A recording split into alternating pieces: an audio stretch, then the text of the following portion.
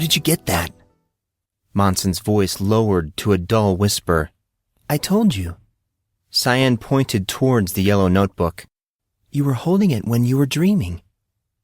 He stood up and put out his hand, indicating that she should give him the notebook. She did so, her calm, unconcerned expression firmly affixed to her face. Monson attempted to master his growing panic. He could not remember bringing the book with him. How did it get out here?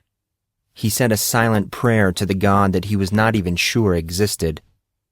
He flipped through the notebook. Casey's precious work remained untouched. Monson let out the accumulating worry pooling in the pit of his stomach. If he had messed up Casey's screenplay, he would have never forgiven himself. His attention moved to the back of the notebook. Crass chicken-scratch handwriting covered the last couple of pages. Monson quickly scanned the contents, becoming more and more horrified the further he read. On the page were the words of his most recent dream, all told from his perspective, as if he himself had written them while he was living the nightmare. The dream or poem or whatever it was happened to be scripted into stanza form, complete with a title. Monson read the title out loud, though quietly. Converging Fates? He stared at the words. They did not seem to fit at all. He continued to scrutinize the handwriting. He could not remember writing this. Then again, he was rapidly ascending to a state where he was not sure what he was and was not responsible for, on top of not knowing what was real or make-believe. He pondered this development and quickly decided on a course of action. Do you have a pen? Cyan pulled a pen from seemingly nowhere and handed it to him. He thanked her as he pulled the top off. He studied the title scribbled at the top of the page. He wrote the word converging right under the same word in the title of the poem. They did not match at all. What does that mean? He asked it aloud without even realizing it. How could they not match? What does what mean? Cyan stepped towards him before he could react and glanced at the word written on the paper. He pulled the notebook from her view and took a step away. This was not a concern that he could share with her. No, not her. Not anyone. Nothing, don't worry. About it? Cyan finished his sentence. Monson squinted at her. Yeah, it doesn't concern me. He glared at her. Why are you doing that? Her blue eyes met his. You aren't the only one who can read people. See how unnerving it is? But never mind that. Why don't you tell me what's going on? Why were you out here? And don't tell me it's a long story. That isn't going to work. I'm not going anywhere until you answer my questions. Monson answered wryly. You're awfully chatty today. Why should I answer your questions? I mean, what makes you think that you have the right to know why I'm out here or what this is all about? Monson attempted a sneer. Besides, aren't you contradicting yourself? If you can read me as easily as you say, shouldn't you already have the answers to your questions? I was being polite and allowing you to tell your story for your benefit. It's obvious what's bothering you. Well, obvious to me anyway. He did not know what to say. This assertive, demanding nature was totally out of character for Cyan. Who did this girl think she was? It's obvious what's wrong? Please. Enlighten me then. Monson crossed his arms. Cyan started to speak. She seemed to be trying very hard to maintain that collected, calm tone of hers.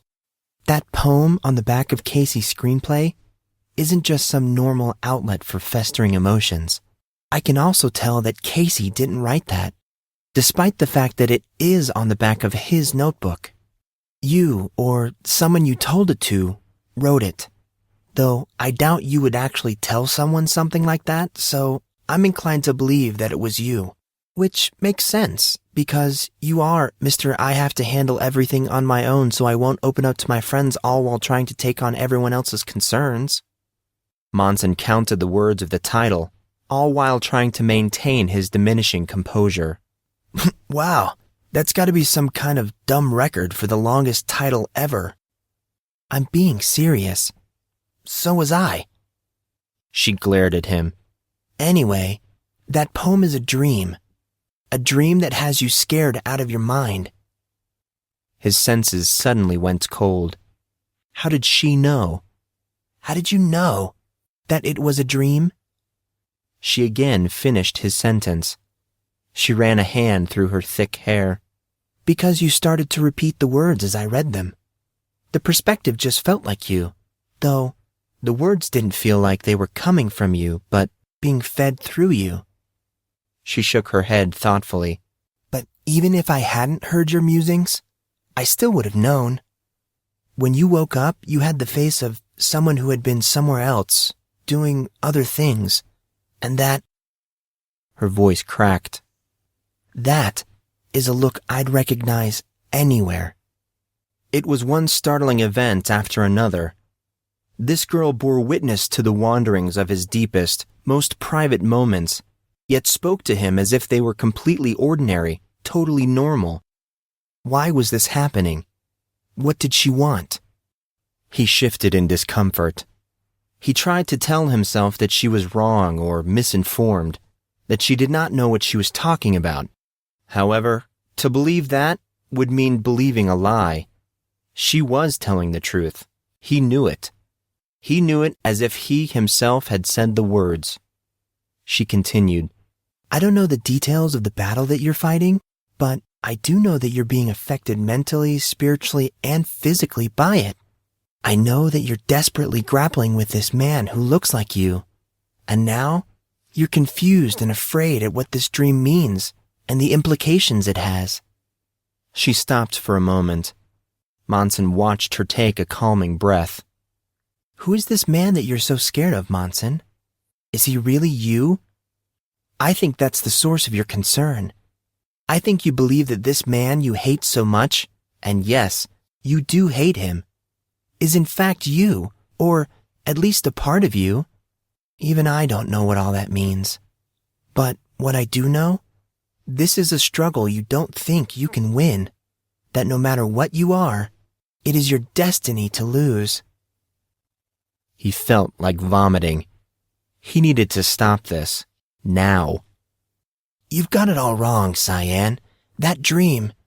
She cut him off again, and started to speak, altering her voice's tone to that of an orator's. Monson just continued to stare at her, transfixed. I strike this man, but come to know, I will not prevail nor overcome, as this man is me. You are afraid of the real you, Monson Grey, which means you lost him along the way somewhere. I wish you would tell me how you lost him. Okay, I get it. You got me. Monson quietly put up his hands. You can read me. Are you happy? He did his best to smile. No, I'm not. Her eyes strayed to the curl of his lips. I don't understand. I don't understand at all. Monson's discomfort gave way to bafflement.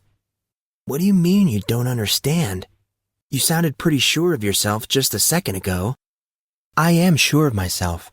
That has nothing to do with understanding. I can listen and deduce. Sometimes I can even feel. But I still don't understand. He again made eye contact with her and received a shock as her guarded expression crumbled. Monson watched as her eyes melted into a desperate and distraught state. I still don't know why it's you. Why you have such a profound and overwhelming effect. This last part did not even sound like she was speaking to him. Cyan, stay with me here. You aren't making any sense. What is it about me you don't understand? Why? Why you act the way you do? Why you pretend to be fine when you obviously aren't? What are you talking about? I'm not acting like I'm okay. I'm obviously, yes. Cyan again interrupted him, her tone forceful. Right now, you're showing something of the terror that you've experienced, But what about day in and day out? I've watched you, you know. Why aren't you angry or hateful? How can you laugh and joke as if nothing happened? How can you sit and tell people to smile, taking on their concerns and problems, when you have so many of your own? Monson hesitated as a realization of overwhelming magnitude split his consciousness. This inquiry and concern was not about him. It was about her. What happened to you, Cyan? What do you mean? He could feel her tone, could feel the emotion in her voice. He may have caught her off guard, but only slightly. He took a step towards her. Just what I said. I think we stopped talking about me a while ago. You asked me why I wasn't angry or hateful. And I'm asking you, why are you angry and hateful? Why can't you smile or laugh, Cyan? What is it that you're running from? Don't try and turn this around. We are talking about you right now. I am trying to understand you. He sighed and turned his back to her. Someone who demands honesty but won't provide it is the worst kind of hypocrite, Cyan. He laughed at the irony in his own words. Not that I'm one to talk. He refocused on her. The truth is, even if you wanted to understand me, you can't. Why? Her one-word reply drove into him like an ice pick. Because I don't even understand myself. I'm a broken vessel, Miss Harrison. A shadowy figment of a person who once was Monson Grey, but now it is something else. This new Monson sees and hears things that both disturb and shake him. Screaming voices, bloodied and mangled bodies, ungodly noises that assault him in his sleep and quiet moments, making him dangerous and unstable. He doesn't know if these are memories, his imagination, or some combination of the two. But regardless, they still hold the key to your misconception, your lack of understanding. You can't understand him, me, because there is nothing there for you to understand. I'm like a car without a motor, a computer without a hard drive. All that remains in this shell of a person are plot lines for future Scott Sigler books. The Monson Grey that stands before you is empty, Cyan. And maybe this new Monson isn't angry about it because he's not smart enough to understand the implications. Monson's gaze turned skyward, his face accepting a dull blast of scented wind. He felt warmth run from his eyes. Wow, what an outburst, he thought. He was so very foolish. Why had he divulged so much of himself, especially to this girl he barely knew? Monson slumped down, leaning his shoulder against the tree he was dreaming under mere minutes ago. He let his head loll to one side, touching the rough bark as the weight of the day's experiences finally broke him. A shuffling behind him almost made him turn around. He did not complete the movement as abruptly. He froze, going completely rigid. The touch of a small hand took up the loose material of his shirt near the base of his left shoulder. Cyan's whispered response drove into him, plowing away all other concern. He could hear nothing but her. If you were empty, yet so vibrant and happy, then what does that make me? What am I left with? Monson did not know why he did it. He should not have.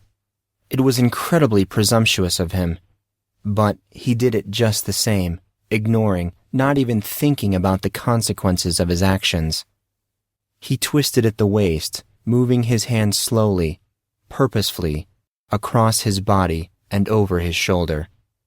He found Cyan's hand still holding the rumpled bunches of his gym shirt. He touched her lightly. She let go of his shirt, suddenly jarred at the initial contact. He grabbed her before she could retreat. He squeezed gently. He felt the tremble of icy skin and the quickening of shallow breath. He spoke to her, I don't have any answers for you, Cyan. But one thing I do know, happiness is not a goal. It's a choice. It's something you have to choose for yourself. She took another breath, this one slow and deep.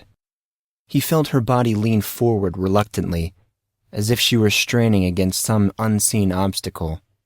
Finally, she took a step towards him, moving ever closer. Mere inches separated them now. Monson could actually feel her breath on his neck. Cyan pressed her temple lightly against his upper back. She squeezed his hand back as he felt his shirt start to dampen. Wow, Grey. That was profound, bro. You should write that stuff down. Monson whipped to his left and caught a fleeting glimpse of Indigo, Artorius, and Casey. He did not have much time to register any sort of reaction, however, as the moment they spoke, Cyan pushed Monson away. His angled, leaning position against the tree was awkward and caused him to stumble forward. His face rushed toward the ground. Luckily, he caught himself before he broke his nose on a rather large rock. It wasn't that good of a line. Artorius appeared to be suffering from a mix of emotions as he traveled the thin line between respect and envy. Sounded more like something my granddad would have said. May he rest in peace. I didn't know your grandfather died. How sad. Anyway, you two have no style at all. Girls love that kind of stuff. That was a total Edward line. Who's Edward? Indigo rolled her eyes. Edward Collin. Casey and Artorius gave each other vacant looks. Indigo sighed deeply. No wonder you guys have no game. I had wondered about that because you're actually pretty cute, Casey. At these words, Artorius gave Casey a spiteful look. Casey ignored him and spoke to Indigo. What are you talking about? I'm way smoother than Grey. I think my sister's actions would indicate otherwise. Casey posed dramatically. I'll prove it. He took Indigo's hands into his own, pulling her near, and leaning forward so his face was mind-numbingly close. He smiled suavely, giving her a full blast of his supposed charm. Indigo stared at him, in a state of shock. Understanding is about intimacy, on all levels. The emotional, the mental, the spiritual. Oh, and let's not forget. He paused, creating a dramatic effect while he drew the back of his fingers lightly across her cheek. Let's not forget the physical. You mustn't forget the physical. In our world of love and fate, there are two roads, the high and the low. And I would traverse the one less traveled by, as long as it led me to you. Indigo's face lit up.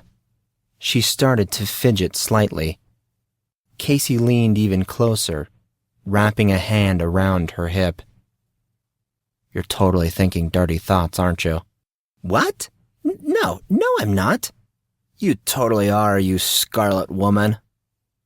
Artorius interjected, looking very annoyed at the exchange. You guys, this is supposed to be serious. We're really upset with Cyan and Monson. They left us. We didn't know where they were. We were really worried. Any of this ringing a bell? I was being serious, dude. Casey let go of Indigo. But Indigo's perverted nature got in the way, man. Indigo punched Casey hard in the arm. Her face still looked very red. Ouch! Casey's voice was a mix of laughter and pain. You can hit me all you want, Indigo, but the truth shall ring forth regardless of the oppressor's tactics. Artorius and Indigo stared at Casey. Casey cocked his head to the left. Too much? Indigo giggled, the red color finally starting to drain from her face. Artorius grew extremely agitated. Can we focus, please? We were here to scold Monson and He looked back toward their direction. Hey, where'd they go? Casey and Indigo followed Artorius's lead, looking around for Monson and Cyan. It was in vain. They were both gone. No way. No one can move that quietly. Artorius shook his head in a resigned sort of way. You should never say never when Grey's involved. Casey spoke, chuckling as he did. You know, I think Grey might have been a ninja in a previous life. Artorius cracked his neck, looking agitated. I can't believe they left. Come on, they couldn't have gotten that far. Casey sounded wild, excited. Let's go get some answers. Indigo pointed towards the forest path. My sister probably went this way. I'm going to go after her. Artorius's words came through gritted teeth. Grey probably went back the way we came. Indigo glanced at Casey. We split here? It would appear that way. Indigo shot each of them a wink. Don't get lost, losers. Casey acknowledged her with a slight wave of the hand. Gotcha. We'll check you later, little Harrison. They each left and proceeded to go their separate ways.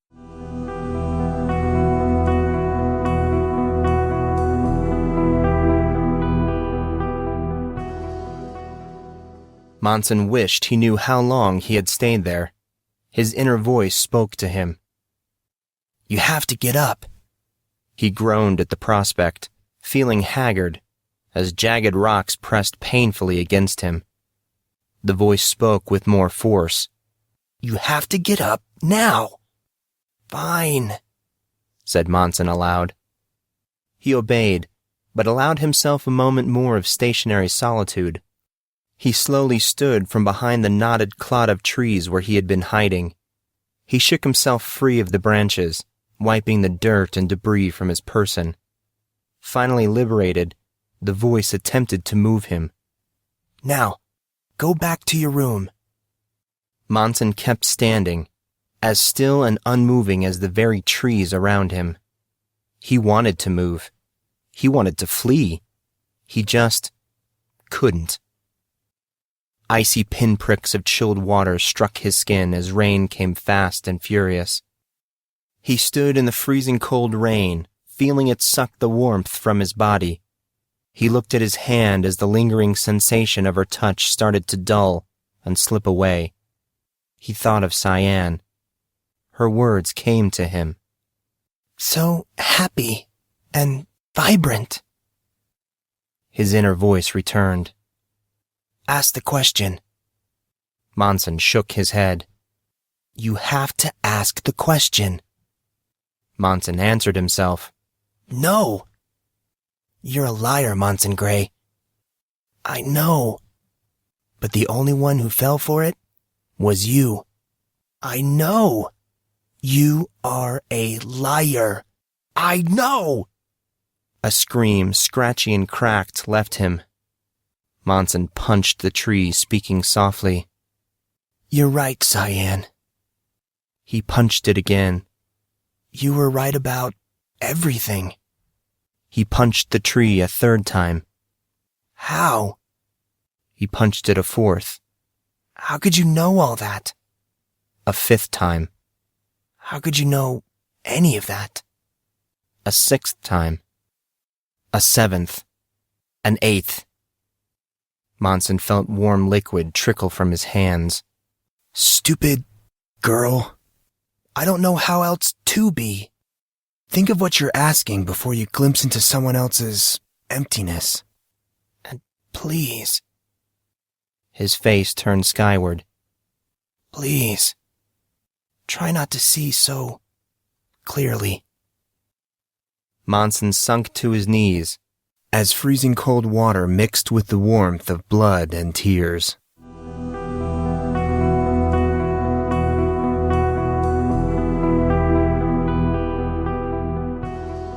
Grey, you are so dead.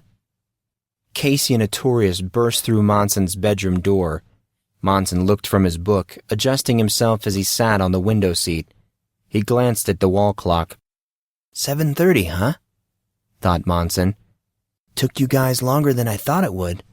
Where do you think I would have gone? What'd I do? Monson said aloud. He skimmed the faces of his two friends, taking a conscious moment to hide his bloodied knuckles. You two look concerned. Is there something wrong? Casey and Artorius tripped over their words. What do you mean? No. Okay, you sorry. go for it. No. Okay, I'll go for it. No, Well, you go? no, All right. fine. No. Okay, Okay, then. hang on. They glanced at each other and laughed. Go ahead, Arthur. Artorius shot Casey a look, but quickly turned his attention to Monson. Never mind the fact that you escaped without saying anything and disappeared. We'll get to that. But now you have some questions to answer. Casey nodded his approval. You. Artorius pointed at Monson. Cyan. He pointed towards the direction of the girls' dormitory. Explain. It's good to see you too, Arthur. I'm going to ignore the use of that name for the moment. Artorius was trying to sound dignified. Don't try and cloud the issue. What is going on with you and Cyan? Are you guys together? How did this happen? Did you guys kiss? Or... He left the words hanging. Monson blushed crimson. Don't be ridiculous. We haven't done anything like that. But you were holding hands. Monson rolled his eyes. Yes, I grabbed her hand for a moment or two. Casey broke in, patting Artorius on his back. Down, boy. Artorius glared at him. Casey grinned outlandishly, then spoke to Monson. She was saying something about understanding you. What was that all about? Monson stuttered on his words, chewing on his own incredulity. You were listening? Listening? Dude, of course we were listening. If I would have had my phone, I would have videoed the whole thing and then taken you on the lecture circuit under the title, Can't Get a Girlfriend? Don't lose hope. Monson Grey will show you the way. Artorius and Monson gave Casey that reoccurring look, the one reserved just for him. Anyway, while I'm working on your book deal, why don't you tell me what she was on about? Even though Monson was annoyed, he felt inclined to answer. She was just curious about a certain aspect of my rather peculiar personality. Casey broke in again. Her words or yours? Monson's eyes flew up. What? Did she say that, or did you? Yeah, still not getting it. Casey let out an exasperated breath. What exactly did she say, Grey? Her words exactly. Don't paraphrase. Why would that be important? Thought Monson. Despite his internal question, he answered Casey all the same. I don't remember exactly what she said, Casey. She was going on about not understanding despite reading me like a book. Dude, why would she want to understand you? What does that even mean? Did she explain herself? Monson shrugged his shoulders, throwing up his hands. You got me. Interesting. Casey walked to the window seat, sat down, and reclined as he interlocked his fingers behind his head. A total Casey move. Monson knew it to mean that Casey was thinking seriously about something. Was there anything else? Anything at all? Think, Grey. The slightest detail could be crucial.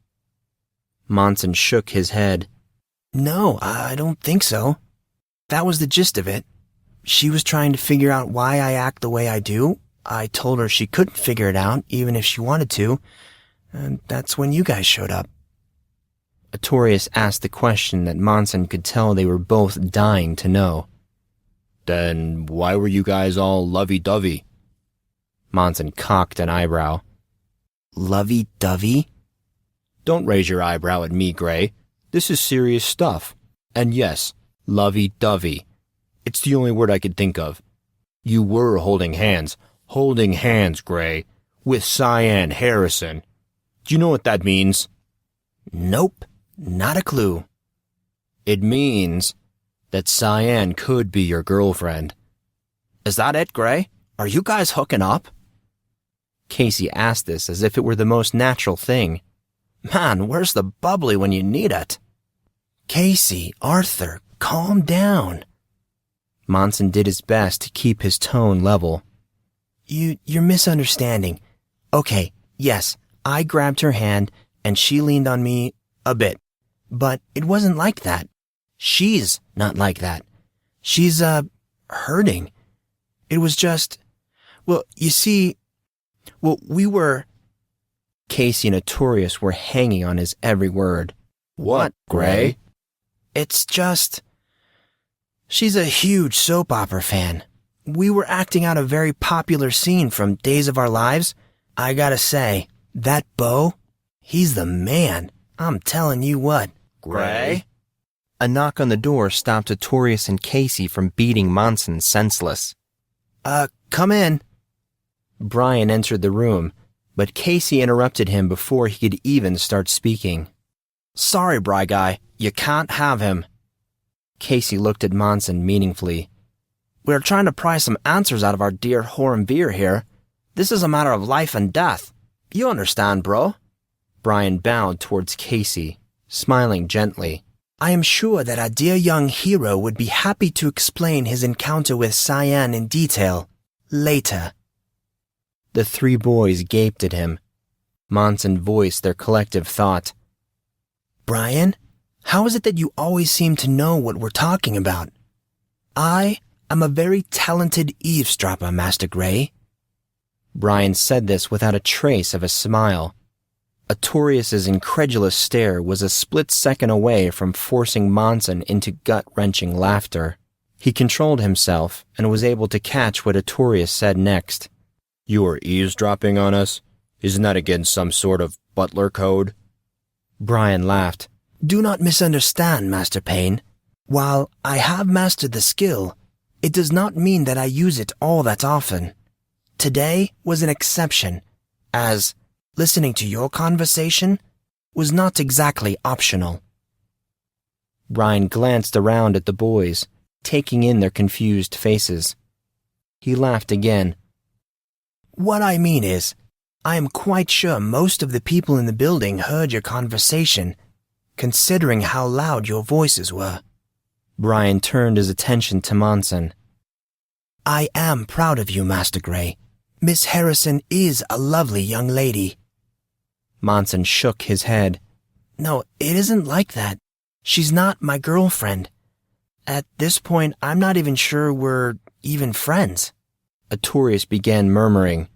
You have a funny way of not being friends. Arthur, don't be bitter. Monson's attention focused on Casey. Look, you said in gym earlier that Cyan was adopted, but what about before that? Do you know anything about where she came from or her birth family? I don't, bro. Casey gave him a sheepish look. But Gossip Guy might. There was supposed to be an update on the story. Gossip Guy? Thought Monson. There's that name again. Monson did not have a chance to ask the question, as Casey stood up suddenly, indicating that the others should follow him. Monson, Artorius, and even Brian followed as he walked the length of the apartment, finally settling at Monson's computer. Casey pushed the button under the lip of the desk, causing the shade to slide upwards and out of sight. The computer sprang to life the second Casey tapped the keyboard. He brought up Firefox, cleared the address bar, and typed in the blank space, gossipguideblog.com. The browser found the site and loaded it quickly. The page's background was red, depicting shaded groups of people whispering behind hands as white text of what appeared to be news stories of some sort filled down the screen. The headlines of stories were very provocative, implying tales of lies, corruption, and other such scandalous behavior. This might have been entertaining, or, at the very least, moderately interesting, but Monson did not recognize most of the names in the articles. The rough and tumble doings of unknown people was not high on his interest list. What he could gather from the page was that the articles featured the rich and famous, and commented on everything from love lives to addiction. Seeing this, Monson almost stopped reading, until he noticed a few names that he did recognize. Taurus's name came up, she being the focus of many different stories that ranged across the spectrum of subject matter. Her up-and-coming tour schedule, her personal clothing line, and rumored affairs were just a few of the stories that Monson spotted. Another highly featured individual was Damien the Diamond Peterson. His stories seemed very personal, detailing some of his more private views on love, sports, life after Collin, how things have changed for him, and what he did to become such a successful individual. The one name that Monson did not expect to see was Kylie Cormack's. True enough, however, Kylie's name and picture sat alongside a headline detailing some sort of investigation in connection with someone named Sage. Monson was not able to make out the rest of the story, however, as Casey quickly clicked a link called Featured Headlines in the top left-hand corner of the page. The page changed again as a massive picture of a younger Cyan loaded onto the screen. She stood with a silver-haired man surrounded by people on a red carpet. Monson had to wonder about this particular image as he noticed that the carpet was outside. He did not dwell on it, or rather, he was not given the opportunity to dwell on it, as many other pictures of Cyan loaded, and Casey started to scroll down again. Images of Cyan in every setting imaginable dashed across the screen. Black tie events, forest settings, meetings akin to political rallies, and much, much more gave the boys a unique perspective into the life of their classmate. Below this constructive scrapbook was an article with the title, Who is Cyan Harrison? A Gossip Guy exclusive. Monson turned to Casey, a lightning bolt of realization striking him abruptly. This is how you knew all that stuff about Cyan, isn't it? Casey's face became very guilty. Yeah, I've been trying to figure out who her fencing master was. She's so talented, and yet I've never heard of her. It was a lot harder to find information on her than I thought. Luckily, Gossip Guy came through. I don't understand how that's possible. If she was as high profile as you say she was, how could you have not heard of her? You're from a family of high rollers. Casey's answer sounded distinctly uncomfortable.